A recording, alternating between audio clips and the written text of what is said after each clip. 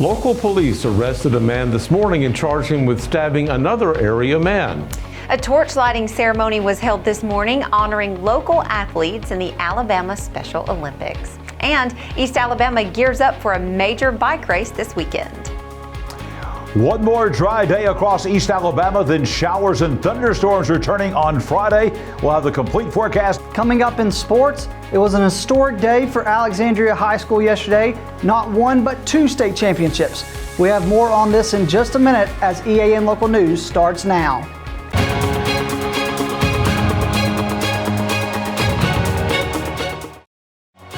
This segment of EAN Local News is brought to you by WM Grocery, located in Heflin, Wadowee, Roanoke, and in Piedmont. Hello, we're glad you could join us. I'm Mike Stedham. And I'm Katie Edwards. An Anniston man was arrested this afternoon at a local motel and charged with stabbing another man this morning in Weaver. The Calhoun Journal reports that Quentin Lee Patton, 43, of the Anniston area, is accused of stabbing another man in the neck with a box cutter. Weaver police were called to the scene of that stabbing in the 200 block of Bluebird Drive at 11:10 this morning. The victim, a 43-year-old man, was still conscious and able to speak with police. He was flown to UAB by helicopter in serious condition. Investigators say that both men had been hired as day laborers, but the connection between the two is not known. Police are continuing to investigate this attack.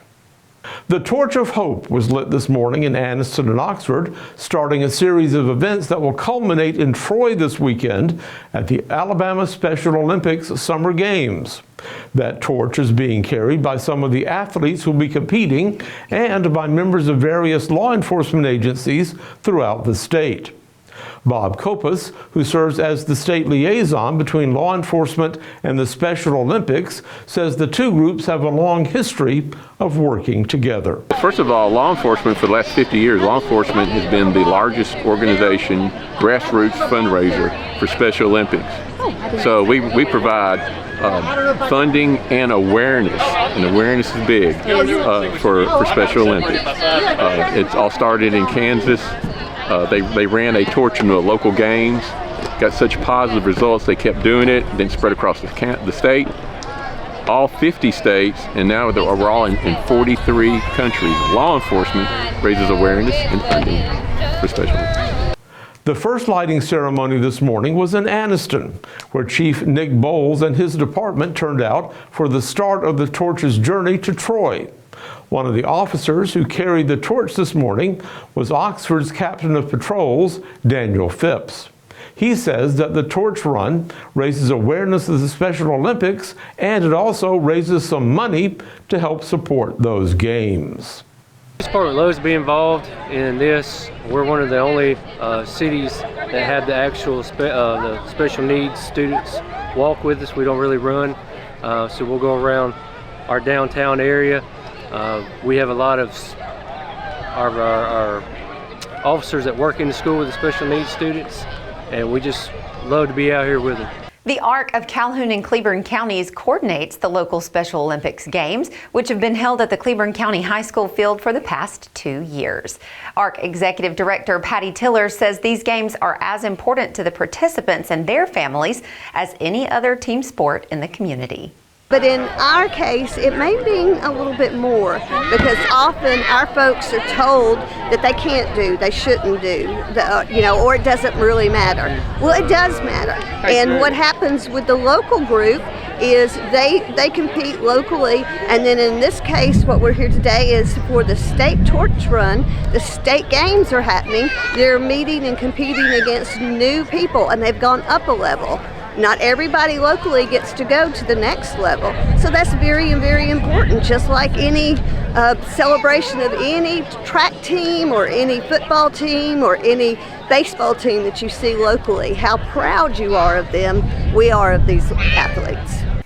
And Tiller says East Alabama will be represented at this weekend's statewide Special Olympics by athletes in several different sports. When we return, watch out for bike riders this weekend. Spring into freshness at WM. Celebrate the season with our bountiful selection of farm fresh produce. From juicy berries to crisp greens, taste the flavors of spring at WM. Visit us today and let the freshness bloom in every bite.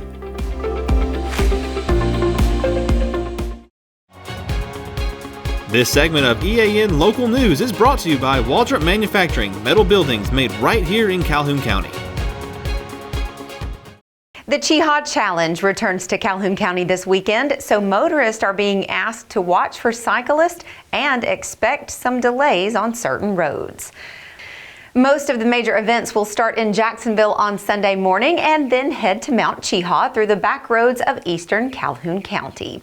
This map shows the route the cyclist will be taking, as well as marking the 4 rest stations that will be set up along the way. Organizers of the challenge rides say the roads are expected to see the most bicycle traffic, and those roads are Highway 21 in Jacksonville, Cotaquilla Road, Whites Gap Road, Highway 9, US 78, and Highway 281, also known as the Scenic Drive to Mount Cheehaw. In addition, Baines Gap Road on the McClellan property will be closed to motorized vehicles from 7:30 a.m. to 6 p.m. on Sunday. While bike traffic is expected to be heaviest Sunday morning, cyclists will be on local roads throughout the weekend, and motorists are asked to be especially careful and allow them plenty of space. Bicyclists have the same rights as vehicles, and Alabama law requires motorists to allow a minimum of 3 feet of clearance between their vehicle and the bicycle when they're passing them on the road. When roads are narrow and that 3-foot buffer is not possible, motorists must slow down and wait to pass when it's safe. The Cheehaw Challenge is made up of several rides of different routes and lengths, ranging from 100 miles down to 24 miles. Beside the ride to Alabama's highest point on Mount Cheehaw, some of the other paths will include Whites Gap, Heflin Mountain, Horseback Mountain, and Adams Gap.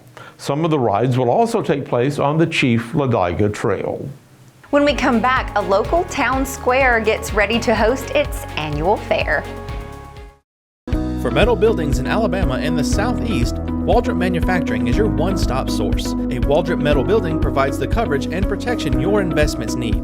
They specialize in carports, RV covers, portable buildings, and storage buildings. Stop paying rent for storage. With Waldrop's price per foot, you can actually save money by buying straight from the manufacturer. Waldrop buildings are guaranteed because Waldrop manufactures buildings with U.S. steel right here in Calhoun County. Waldrop Manufacturing, serving the entire Southeast. Give them a call today. This segment of EAN Local News is brought to you by Oxford Lumber. Come visit any of our locations in Oxford, Jacksonville, Talladega, and Roanoke.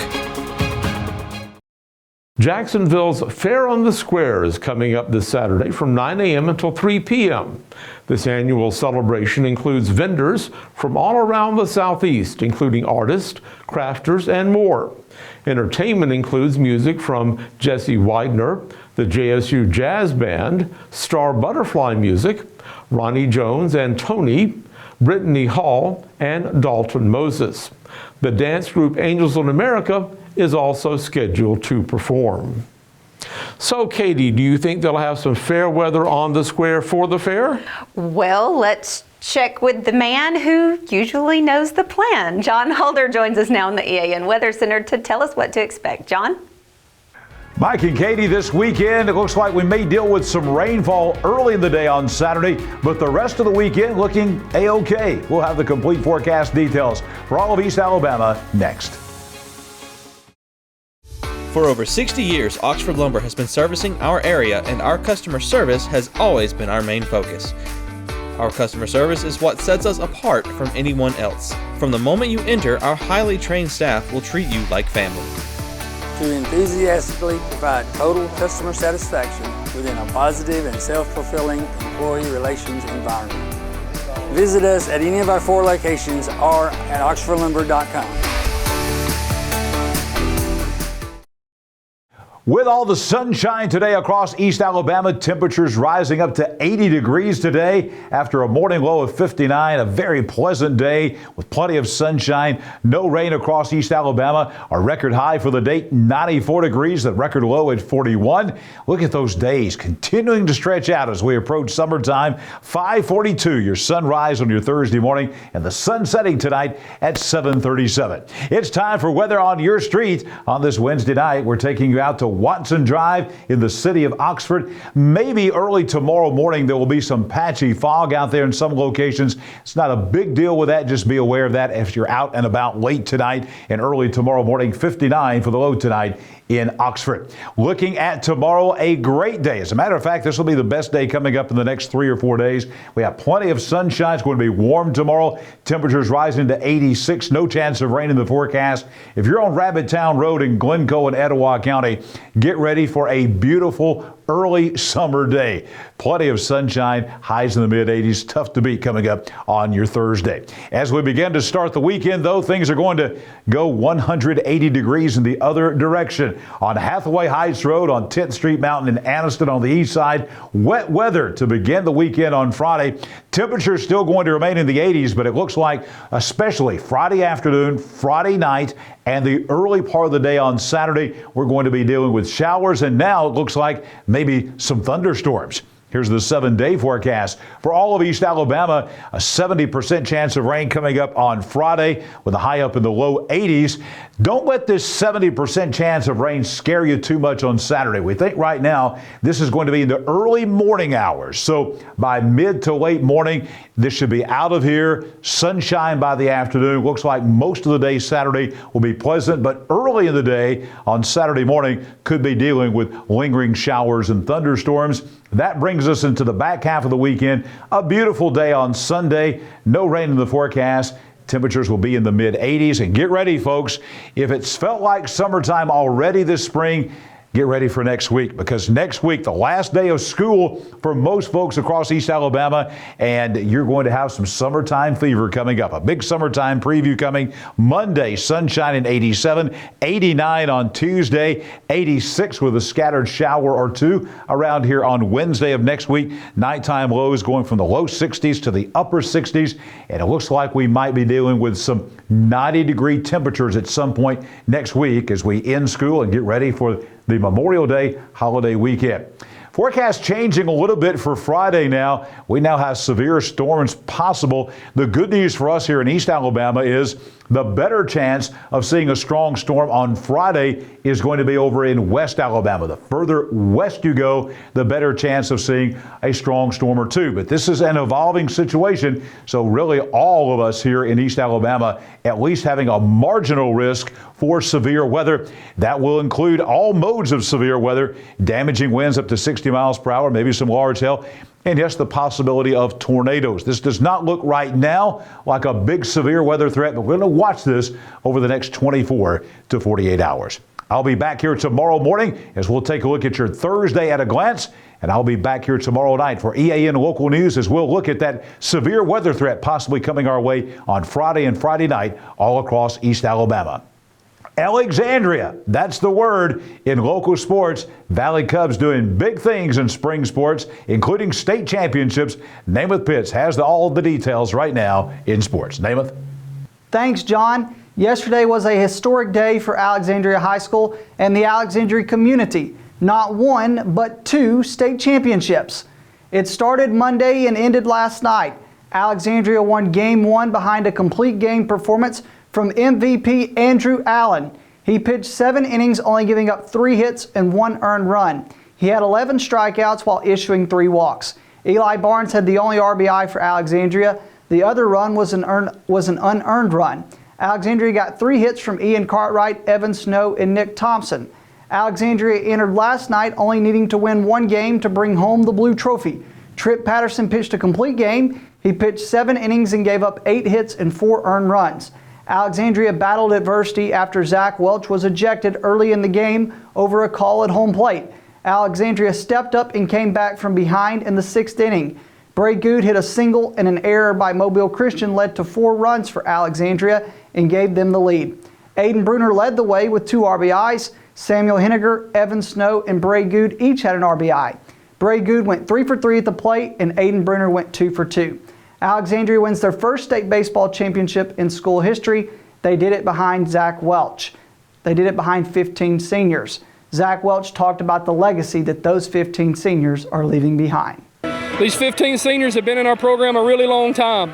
I can't say enough about them. They're tough, hard-nosed kids. They work hard. A lot of them had roles that were important, and some of them had roles that were less important, but just as important inside of our program. They all bought into that team-first mentality, and there was very little selfishness, very little bad days with this group. We really came together. It was a close-knit group. And if I had the ability, I would hit the reset button and bring them back into the 7th grade next year and do all this again. Most years that I coach, there's always a couple people that you're glad to see go. This group's not that. I wish I could have all 15 of them back and do it again. Andrew Allen was named the most valuable player after his stellar 11 strikeout complete game performance in Game 1. Andrew Allen talked about how it felt to be named the most valuable player of the Class 5A state championship. Man, this is really special. I definitely wasn't expecting to get it, but I'm really happy I am. And even though I got the MVP, this wasn't just me. There was a lot of people who had a lot to do with this, and I'm just really happy for everybody here. While Andrew Allen missed much of the season due to injury, Tripp Patterson stepped up and carried most of the load. He was phenomenal for Alexandria and is headed to North Alabama. Tripp Patterson pitched a complete game against Mobile Christian. He talked about how he felt on the mound. Really feel like my changeup was working the whole game. At first I struggled with the command a little bit, but as soon as we got that lead, I knew there was no going back from there. It was everything I could have dreamed. Baseball wasn't the only blue trophy that Alexandria brought back to the Valley yesterday. The Alexandria girls golf team led by 9 strokes after day 1 of the golf state tournament. They got the job done on day 2 and brought home their 2nd state championship in golf history. They beat West Point by 11 strokes. Alexandria was led by 7th grader Jasmine Stokes, who shot 121 strokes overall. Nevaeh Foster shot a 132, Avery Prickett shot a 133, and Marley Hedgepeth shot a 143. The last time Alexandria won a state championship in golf was 2008, and it just so happened to be at the same golf course that they just won the 2024 state championship at yesterday. That's it for EAN Local Sports. Let's go back over to Mike and Katie. Thanks for that update, Namath, and thank you for watching us today. You can find us every weeknight on Facebook and YouTube, and also a variety of sites, including our website, the Calhoun Journal, and Newsbreak. Just go to the platform that you choose and watch our news, sports, and weather coverage whenever it's convenient for you. We'll see you back here Thursday for your news on your schedule.